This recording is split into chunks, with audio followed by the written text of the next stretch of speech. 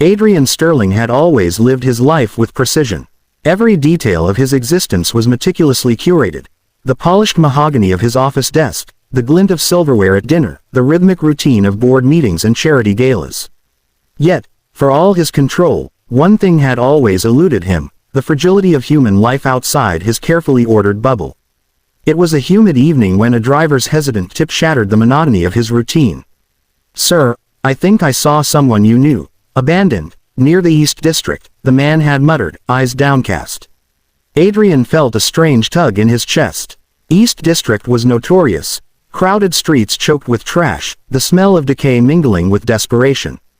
Most people avoided it, but tonight, something inside him demanded he see it for himself. As his car navigated the narrow, pothole-riddled lanes, the streetlights flickered weakly, casting long, distorted shadows. The clamor of stray dogs and distant shouting made the neighborhood feel almost otherworldly. Then, between a pile of rusted metal and torn newspapers, something moved. Adrian stopped the car abruptly. His heart thumped in disbelief. There, huddled against the filth, was a young woman. Her clothes were torn, her skin streaked with grime, and in her arms, a small boy clung tightly to her. The sight was jarring.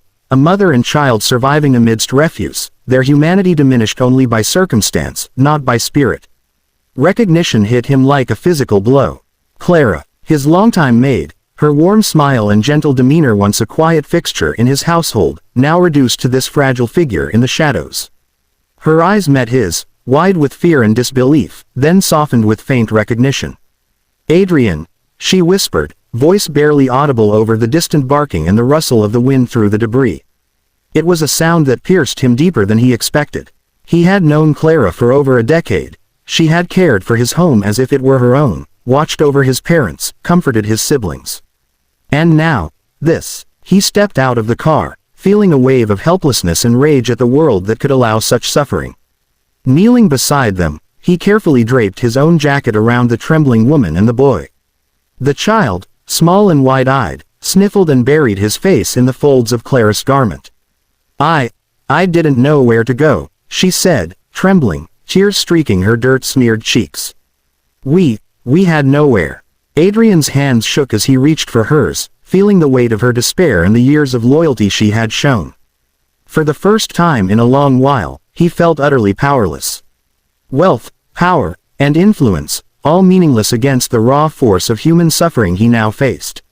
Yet, beneath the shock, a resolve began to form. He would not let them remain in this hell. Not tonight, not ever. Back at his mansion, Adrian could not shake the image of Clara and the little boy, huddled among trash, their lives reduced to shadows and scraps.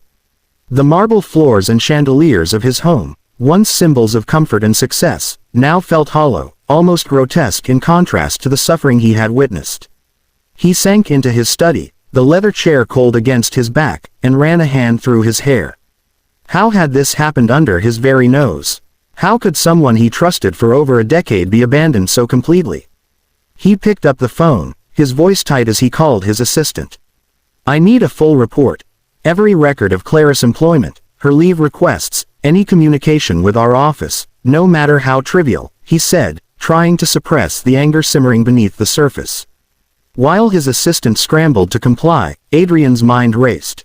He remembered Clara's quiet efficiency, her gentle humor, the way she had always anticipated the household's needs without complaint. And yet, those very qualities, loyalty, discretion, humility, had left her invisible to a world that demanded visibility to survive. Meanwhile, Clara sat in the guest room, the small boy curled up beside her on the couch, finally asleep after hours of restless clinging. The room smelled faintly of antiseptic, a stark contrast to the alleys and filth she had endured. She had been reluctant to speak at first, unsure whether this world, Adrian's world, could even comprehend her reality. But finally, as the night deepened and Adrian returned with blankets and hot tea, she spoke. She told him about her husband's abandonment, the illness that had drained their savings, and the relentless cascade of misfortunes that followed. Each story was punctuated by moments of despair, but also resilience, nights spent scavenging for food, days begging at neighbors' doors, the constant terror of losing her son. Adrian listened in stunned silence, notebook abandoned. There were no villains here, only a system that failed the most vulnerable, and a woman who had been strong enough to survive it. Adrian's heart ached, but his resolve hardened. Wealth, he realized, was meaningless if it could not be wielded to protect those who had no voice. He made calls into the night. Lawyers, social workers, family friends, arranging medical care for the boy, legal advice for Clara, and immediate financial support. Yet even as action began, he understood a painful truth. Money alone could not erase years of neglect, fear, and insecurity. He needed to do more. He needed to rebuild trust, restore dignity, and, perhaps most challenging of all, give Clara hope that the world was not entirely cruel. For the first time, Adrian saw the world through the eyes of those who lived in its margins. The knowledge was heavy, almost suffocating, but it sparked something he had long forgotten: the urgent desire to intervene, to make a difference before another life was crushed under the weight of neglect and abandonment. Weeks passed, but time moved differently within the walls of Adrian's mansion. The world outside still churned with indifference, but inside, a quiet transformation was underway. Clara's hands, once perpetually trembling from hunger and fatigue, began to move with purpose again. She found small rhythms in the kitchen, cooking simple meals for herself and her son, and later for the staff who came to assist them. Each chop of a knife, each stirring of a pot, was a tentative reclaiming of normalcy, a reclamation of dignity that had been stripped away. Her son, little Oliver, was slowly learning the rhythm of safety. He ran through the manicured gardens of the estate, his laughter tentative at first, like a fragile bird testing its wings. Nights that were once filled with nightmares of hunger and fear became quiet, safe, and warm. Adrian watched from a distance, careful not to impose, yet his chest swelled with a mix of pride and sorrow. This boy had been nearly lost to the cruel indifference of the world, yet here he was, discovering joy in the simplest things: the sun on his face, the soft grass under his bare feet, the comfort of a bed that did not vanish at dawn. Clara, too, was slowly rediscovering her voice. She had been given a small role within the household's charitable operations, managing a kitchen that provided meals to other families in need. It was a humble position, yet it allowed her to pour her energy into something meaningful, something that mirrored the care and love she had always shown. Adrian often found her quietly training volunteers or carefully tasting a sauce, her posture now one of quiet confidence rather than defeat. Yet, even as progress was made, shadows lingered. Clara sometimes stared at the walls, her mind drifting to the alleys, the nights she had spent shivering, the helplessness she had felt when the world turned its back. Adrian knew he could not erase the past, but he could help her build a future. Slowly, the mansion itself became a sanctuary, a place where trauma could be soothed and where trust, fragile but growing, could take root. One evening, as they shared a simple dinner of soup and bread, Clara looked across the table at Adrian. Her eyes were no longer haunted, they held a cautious hope. She reached out and gently took his hand. "Thank you for believing in us," she said softly. There was no formality here, no hierarchy, just raw, human gratitude. Adrian felt the weight of his own failures as an employer and as a human being, yet also a glimmer of redemption. He realized that wealth without compassion was hollow, and that even small acts of intervention could ripple outward in ways he had never imagined.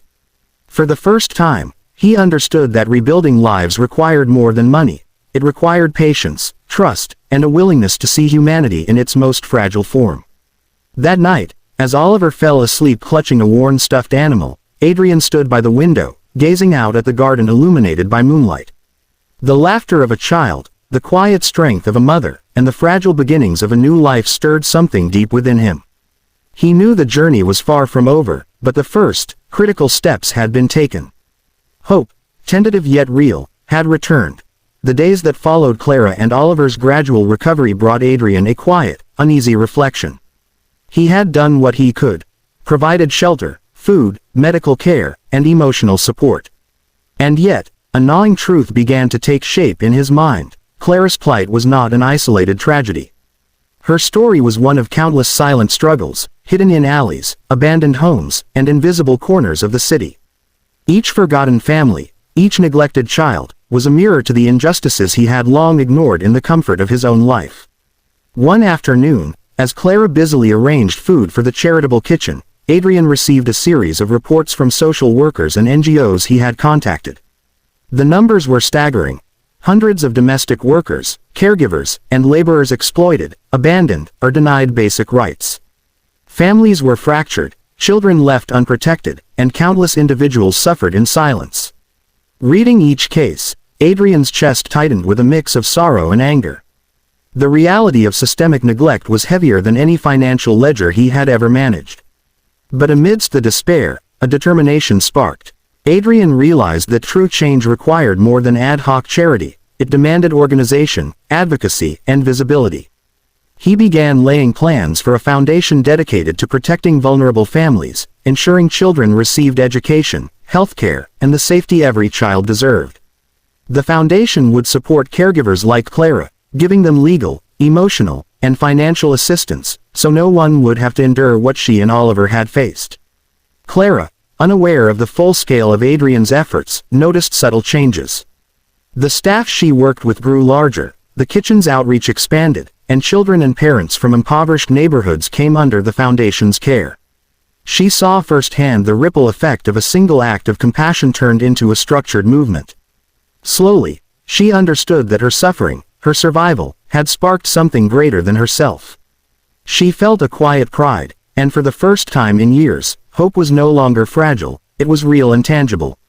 One evening, Adrian stepped into the garden where Oliver was running freely, his laughter filling the air. Clara watched him, her eyes reflecting gratitude and quiet awe. Adrian knelt beside the boy, brushing a stray lock of hair from his forehead. "No one should ever be left behind," he whispered, almost to himself, but loud enough for Oliver to hear. The child's innocent smile was a silent affirmation, a testament to resilience and the power of intervention. Adrian realized that the world would always contain suffering, cruelty, and neglect.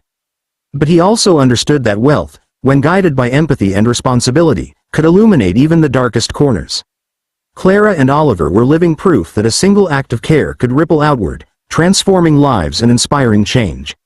As the sun set, painting the sky with hues of gold and rose, Adrian felt a profound sense of purpose he had never known before. He had been given the chance to act, to mend what was broken, and in doing so, he had discovered a truth far richer than any fortune. Compassion, once awakened, could change everything.